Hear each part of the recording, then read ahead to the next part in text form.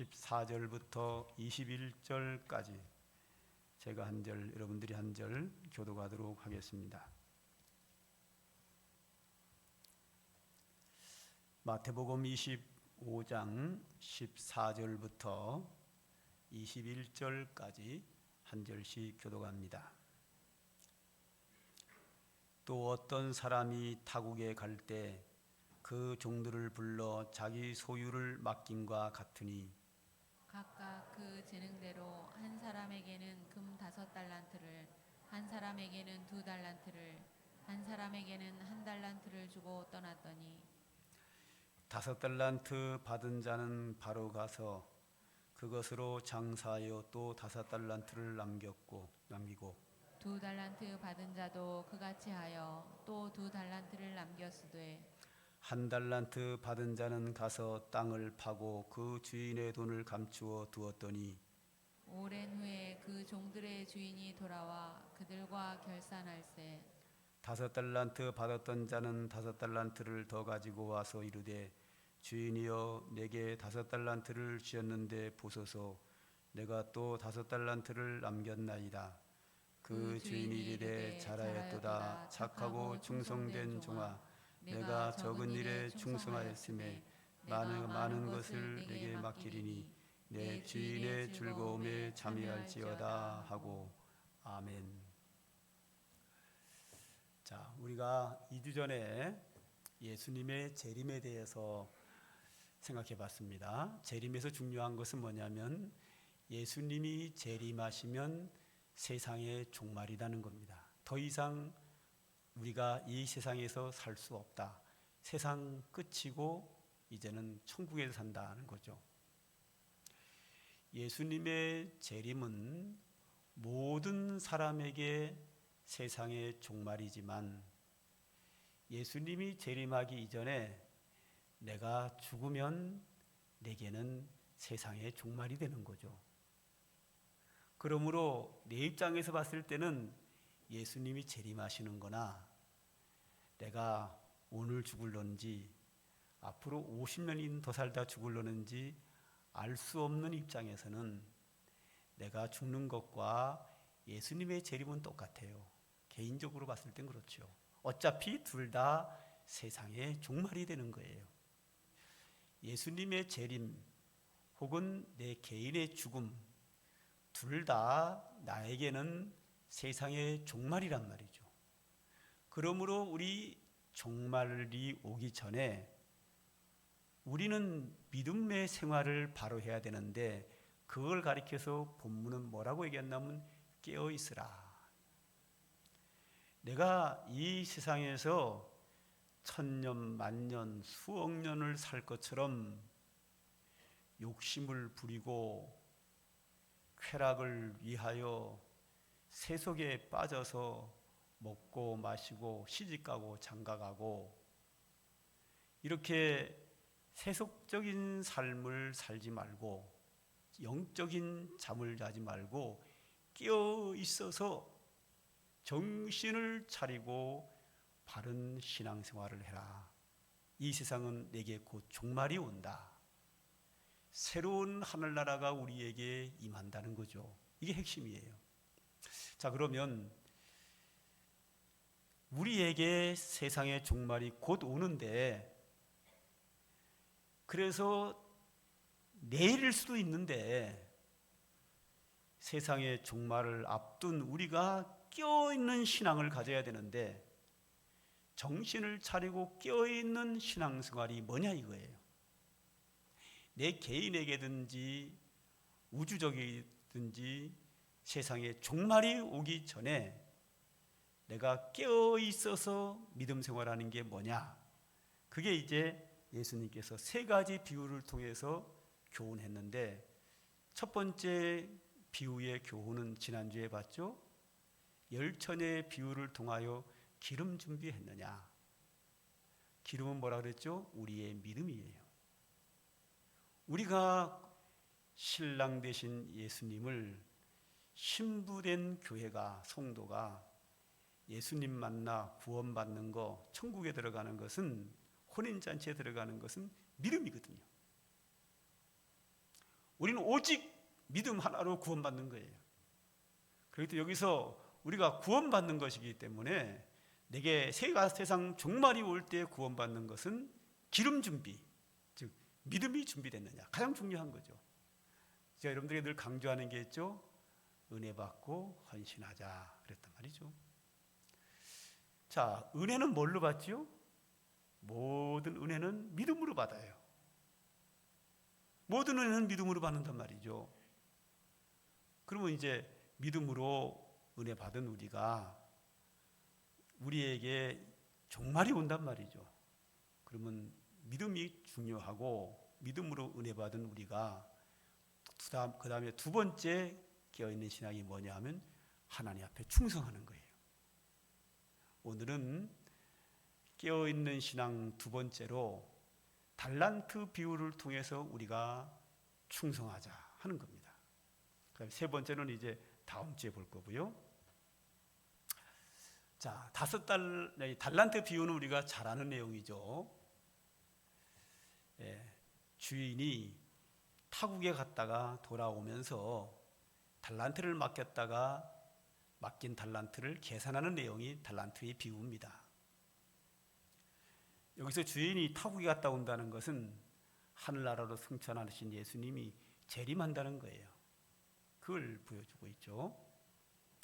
자, 재림하시는 예수님께서 혹은 내가 이 세상을 종말하고 하나님 앞에 섰을 때에 가장 중요한 것은 믿음이고 두 번째로는 어떻게 충성했느냐, 그 충성을 비유로 이야기한 게 달란트 비유인데요.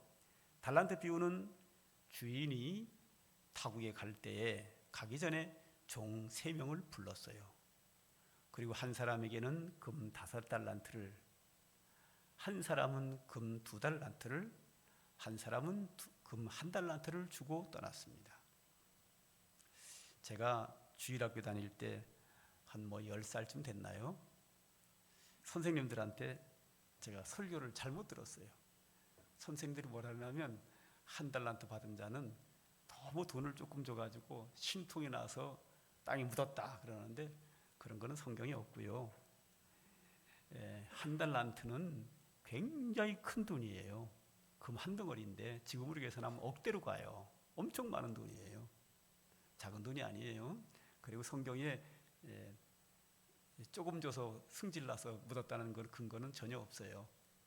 하여튼 5달란트, 2달란트, 1달란트를 맡기고 여행을 떠났어요.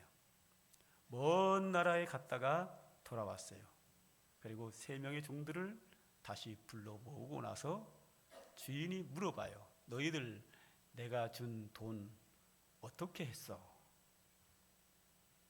그러니까 첫 번째 종이 주인께서 저에게 5달란트를 맡겨주셨는데 제가 이것을 가지고 장사하여 큰 수입으로 올려가지고 5달란트를 더 남겼습니다.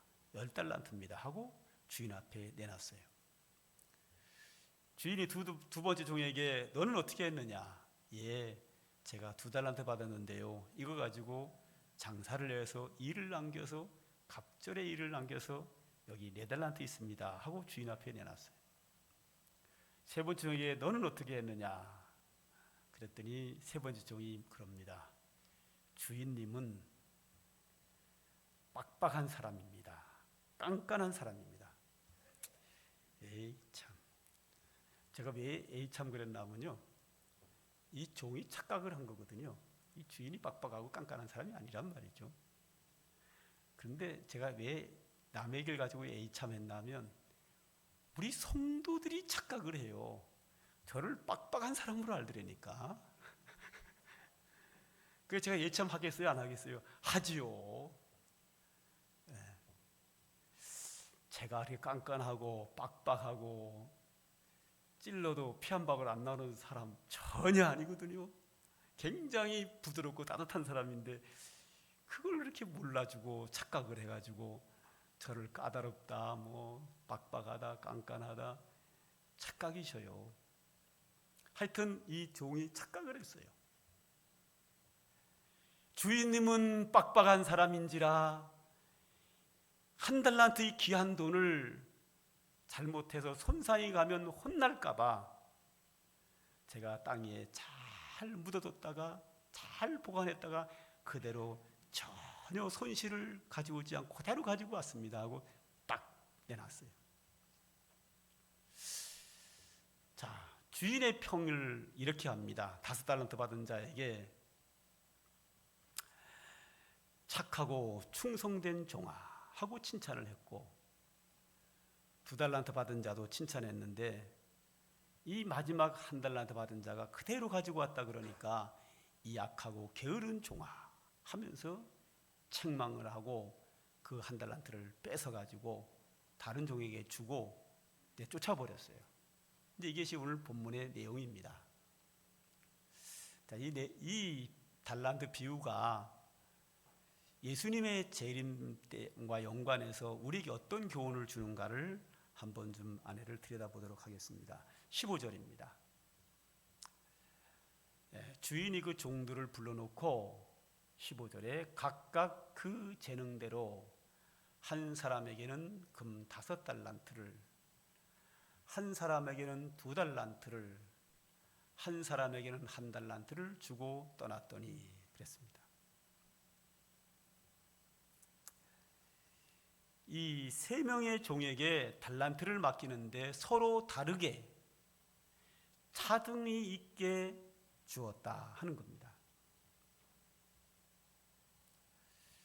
이 성경에 보면 말이죠, 예수님께서 예레미야를 선지자로 부르실 때에, 예수님이 아니라 하나님께서 예레미야를 선지자로 부르실 때에 예레미야에게 이런 말씀을 하셔요. 내가 너를 복중에서 알았고 내가 너를 너 엄마 태 속에서 내가 너를 만들었다. 내가 너를 너 엄마 태 속에서 있을 때 내가 내 손으로 너를 만들었고 내가 너를 선지자로 선택했노라. 하나님이 예레미야 선지자를 그의 어머니 태 속에서 하나님의 손으로 만드실 때에 이 녀석은 내가 나중에 선지자로 써야 되겠다.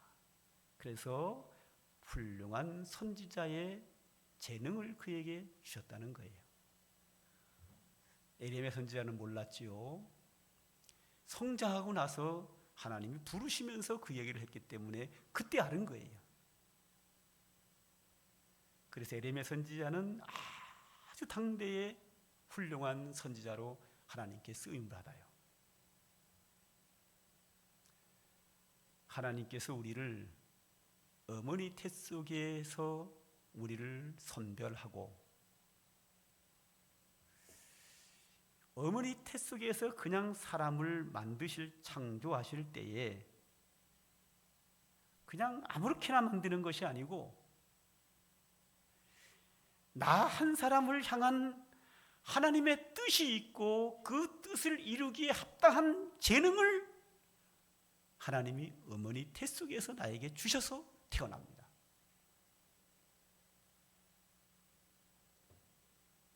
그러므로 사람들은 그의 재능의 이 기질과 재능의 능력의 한도를 이미 태 속에서 결정돼 가지고 나옵니다. 일부 예배 때는 전직 교사, 현재 교사, 미래 교사 해가지고 3명의 교사들이 있었는데 여기서는 교수님, 선생님 다 해가지고 전직 3분이 교사가 계시는데요. 그분들이 들으면 좀 언짢을나 모르겠지만 사람은요 교육으로 되는 게 아니에요. 교육으로 물론 되긴 돼요. 교육보다 더 중요한 게 있어요. 타고나요. 주로 교육학자들은 환경과 교육에 의해서 사람이 바뀐다 그러는데요. 그렇지 않아요. 교육보다 타고나는 게 우선입니다. 김연아가 전 세계에서 피격으로 제 정상에 쓴 것은 그가 7살 때부터 이 피겨 운동을 연습했는데요. 그때 이미 그에게는 기질이 있어서 엄마가 그거를 시킨 거예요. 안 되는 사람은요, 1살 때부터 스케이트 가르쳐도 안 됩니다. 어느 정도는 하지만 그 이상으로는 안 올라가요.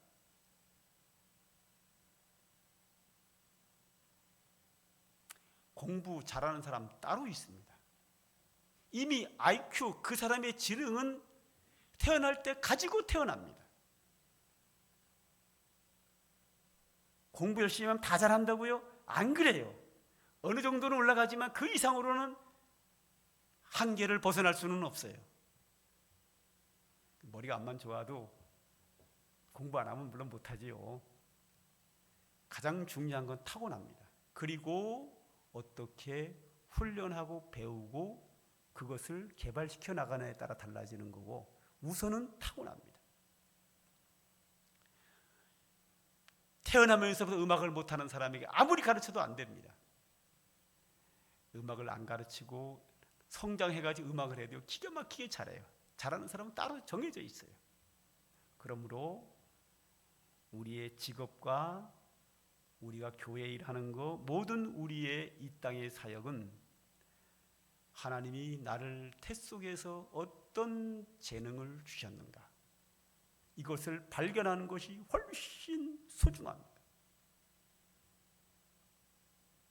그걸 발견하는 것이 훨씬 중요합니다. 요즘 엄마들이 특히 그러죠. 내 사랑하는 아들 요즘 의사해야 시집장가 잘 가고 돈 많이 잘 벌고 잘 산대더라. 그래가지고 아들을 어려서부터 공부를 시키고 과외를 시키고, 안 되면 선생님에게 돈도 주고 그래가지고 우리 아들 내신 성적 잘 나오게 하고 별 수단을 다 쓰고 애쓰지만 안 되는 사람은 안 돼요. 안 됩니다. 엄마가 그렇게 어려서부터 난리친다고 되는 게 아니에요. 그러면 이 세상에 서울대학 못 간 사람이 누가 있고, 의사인데 다 의사 되죠. 대한민국 모든 사람 다 의사 되죠. 누가 간호사 됩니까? 다 의사 되지. 안 되는 사람은 안 되는 거예요. 타고나요. 하나님께서 태 속에서 그를 창조하실 때에 각각 그에게 맞는 재능을 주셔요. 그것을 발견하는 게 우선이에요. 물론 보편적으로 사람들이 어느 정도 배워야 되겠기에 고등학교까지는 다 공부를 해야 됩니다. 그리고 고등학교는 의무 교육으로 되어 있어요.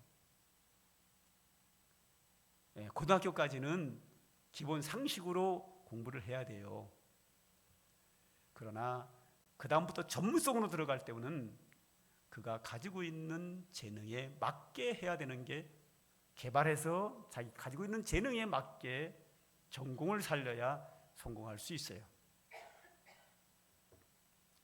교회 일도 마찬가지입니다.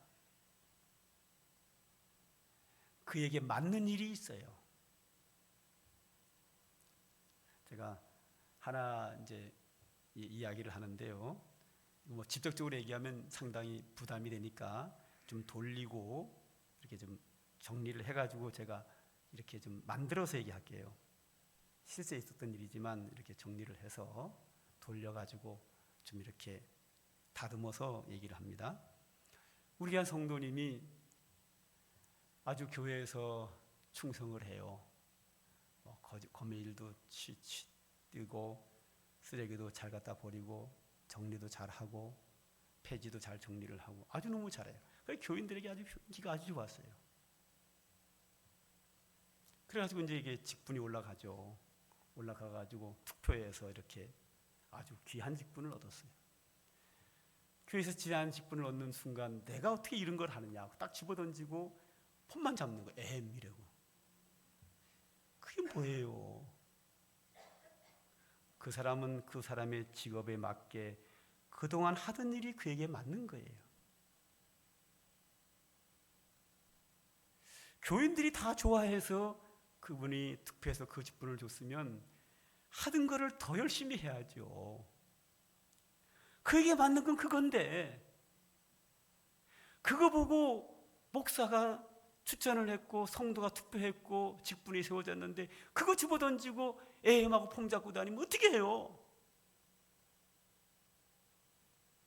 안 되는 거죠.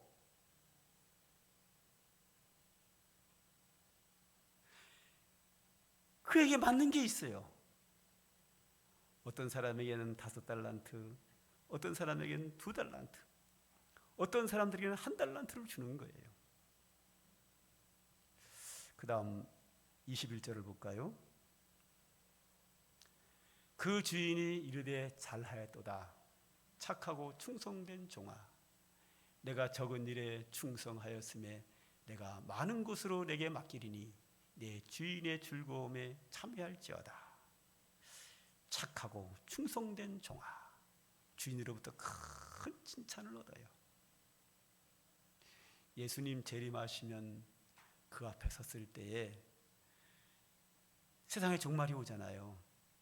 그러면 그동안 살아온 내 모든 것을 가지고 착하고 충성된 종으로 했느냐 안 했느냐 주님이 평가하셔요. 예수님 재림하시기 전에 내가 이 세상을 떠나게 되면 이 세상은 종말이 되는 거죠, 나에게는. 그럼 하나님 앞에 서게 되면 하나님께서 내가 이 세상 살아온 그 모든 것을 가지고 평가하셔요. 그때 잘하였도다. 착하고 충성된 종아, 이 이야기를 들어야죠.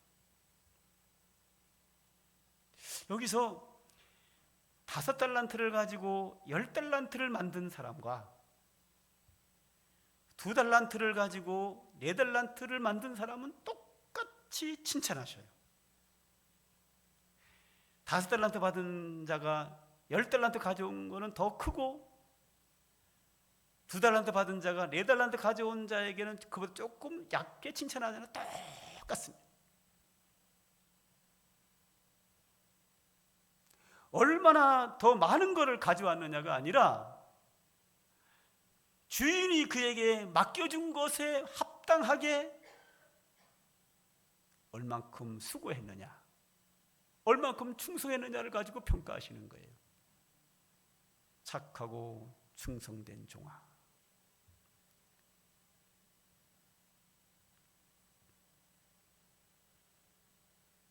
하나님께서 그에게 많은 것을 맡겼으면 많은 걸 요구한다는 거예요. 적은 것을 맡겼으면 적은 것을 요구하는 거예요. 사람에게는 재능이 다 다르죠. 사업하는 재능을 하나님이 주셨으면 돈 버는 사업을 해야 맞아요. 사업을 해요. 그러면 똑같이 사업을 해도 어떤 사람은 사업을 해서 돈을 이만큼 버는 사람이 있고 어떤 사람은 사업을 좀 더 탁월하게 잘해서 이만큼을 버는 사람이 있어요. 5달란트로 10달란트 맡기는 사람이 있고 2달란트로 4달란트를 가져오는 사람이 있어요. 이 차등이 있단 말이죠. 똑같은 사업을 하고 하나님이 사업에 재능을 주셨어도 어떤 사람은 더 잘하는 사람이 있어요. 그런데 이 세상의 부조리가 뭐냐 하면 사업을 좀 잘해가지고 돈을 남보다 좀 탁월하게 많이 벌면 사업을 해서 돈을 많이 벌지 못하는 사람을 무시해요. 업신여긴단 말이에요. 이건 악한 일이에요.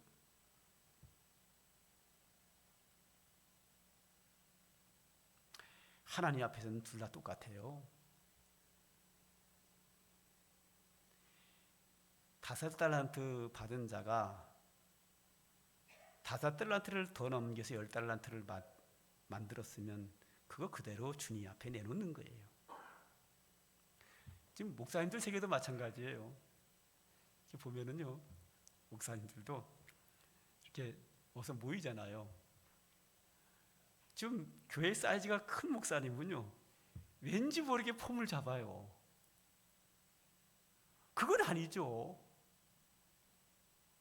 얼만큼 그가 목사로서 사명을 받아서 충성했느냐가 중요한 것이지, 교회 사이즈를 가지고 좀 자기는 좀 큰 교회를 목회한다고 적은 교회 목사를 무시하는 것은 정말 꼴라요. 정말 보기 싫어요.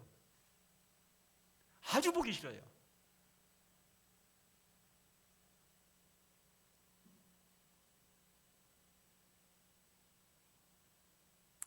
교회가 큰 교회를 목회하는 목사님은 아무래도 큰 교회는 인력도 많고 돈도 많잖아요.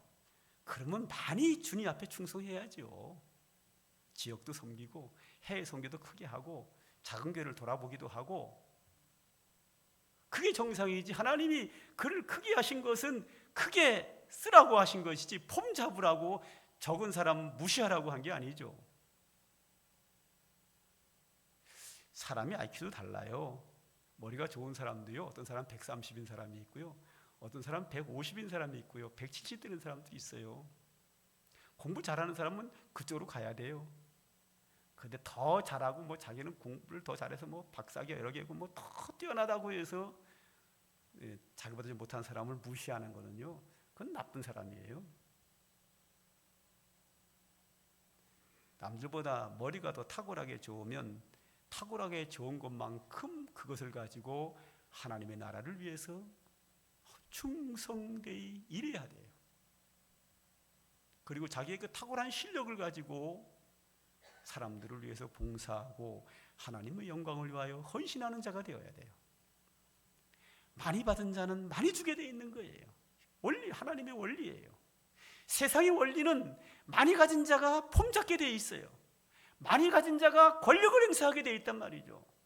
그러나 우리 성도는 하나님 앞에서는 많이 받은 자는 많이 헌신해야 되고, 많이 받은 사람은 많이 희생하고 섬겨야 되는 거예요.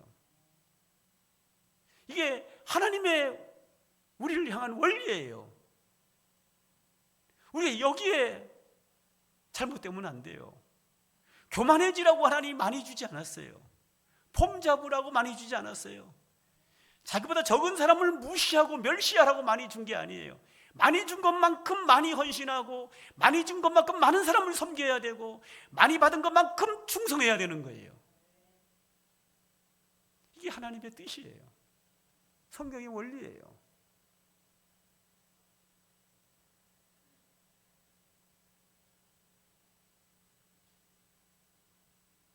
교회에서도 내게 맞는 게 있어요. 내게 맞는 거를 가지고 충성해야 돼요. 교회 안에 어떤 사람은 믿음이 더 큰 사람이 있고 좀 작은 사람이 있어요. 내가 믿음 좋다고 해서 믿음이 약한 사람을 멸시하고 무시하고 자기는 폼 잡으라고 교만해지라고 하나님이 큰 믿음 주신 거 아니에요.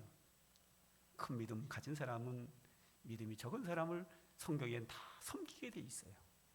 보살피게 하였느니라, 돌아보게 하였느니라. 할렐루야. 그렇게 돼 있어요. 믿음이 큰 사람은, 성령의 은혜를 충만히 받은 사람은 그렇지 못한 사람을 돌보고 섬기게 돼 있어요. 폼 잡게 돼 있는 것은 한 군데도 없어요. 다 섬기게 돼 있고 보살피게 돼 있고 그렇게 돼 있어요. 성경의 원리예요.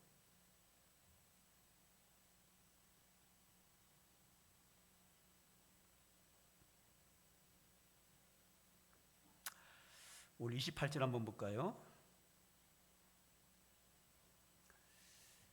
그에게서 그 1달란트를 빼앗아 10달란트 가진 자에게 주라. 무릇 있는 자는 받아 풍족하게 되고 없는 자는 그 있는 것까지도 빼앗기리라. 이 무익한 종을 바깥 어두운 데로 내쫓으라. 거기서 슬피 울며 이를 갈리라.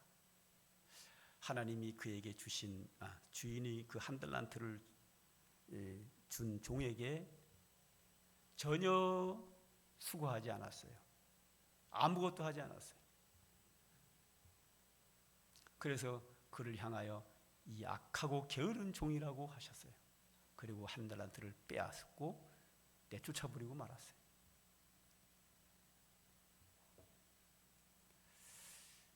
우리가 하나님 앞에 섰을 때에, 하나님이 내 인생을 대하여 평가할 때에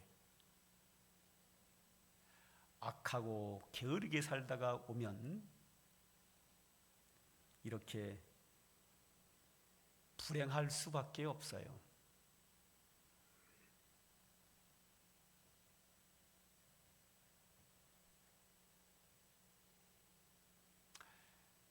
하나님께서 그에게 주신 재능이 있고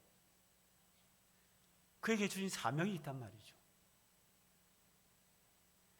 5달란트, 2달란트보다는 적지만 그래도 그거면 충분히 장사할 수 있는 금액이에요.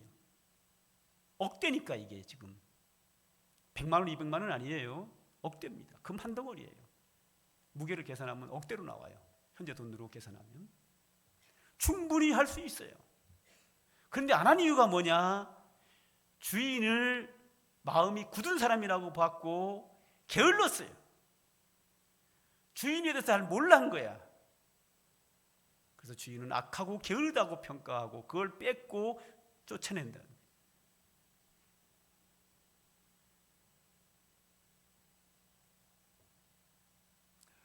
하나님이 우리 모두에게 서로 차등하긴 하지만 주신 달란트가 있어요.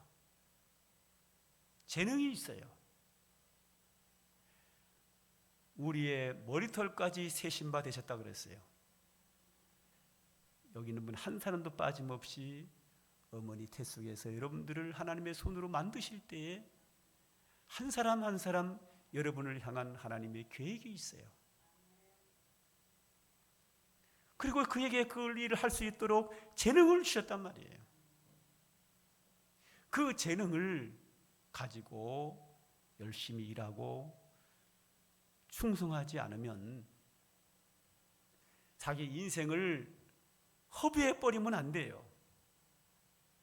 에베소에 나온 것처럼 술 취하지 말라 이는 방탕한 것이니 방탕하면 안 돼요.